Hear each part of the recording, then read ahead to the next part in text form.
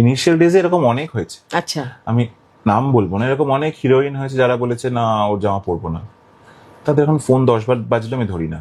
আচ্ছা। এখন হ্যাঁ,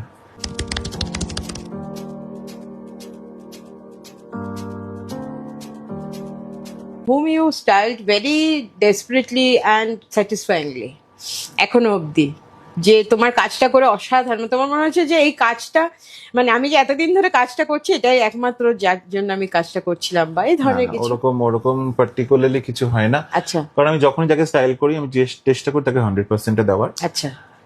এখন তো আরো বেশি ভীষণ মানে ক্লিয়ারলি 100% দেওয়ার, কেন একটা টাইম থাকে যখন মানুষকে তোমাকে শুরুর দিকে তোমাকে কিছু কথা শুনতে হয়, মানে you can't place everything on the table, right. এখন when you reach certain point of time you also have a place to মানে place your points on the table। আচ্ছা তো সেখানে ক্ষেত্রে এখন আমি ইন জেনারেল আমি খুব সিলেক্টিভ স্টাইলিং করি এখন, যাদেরই করি তাদের ভালো লাগে বলে করি, কারণ তাদের স্টাইলিং এর সাথে আমার সেন্সিবিলিটি যায় বলে আমি করি। মেলে আর কি। আচ্ছা এবং সেটাই করি, এবং রিসেন্টলি যতজনকে স্টাইল করি সবাই মোটামুটি ভালো লাগার কারণেই করি আর কি। আচ্ছা আচ্ছা আচ্ছা। তো এই যে টলিউড ইন্ডাস্ট্রিতে তুমি ঢুকে গেলে এবং প্রত্যেক হিরো হিরোইন তোমার স্টাইলে বিশ্বাসী এবং তারা অ্যাডপ্ট করেছে তোমাকে, তুমিও অ্যাডপ্ট করেছো তাদেরকে আর কি। তো এই টলিউড অনেকে ইন্ডাস্ট্রিতে বর্জন করেছি, অনেকে বর্জন করেছো। সেন্সিবিলিটি ম্যাচ করবে না, আচ্ছা একদম স্পষ্ট আসলে না করে দিই আমি। আচ্ছা আমার পছন্দ ভাইব ম্যাচ না করলে আমি কখনোই আসলে কাজ করি না।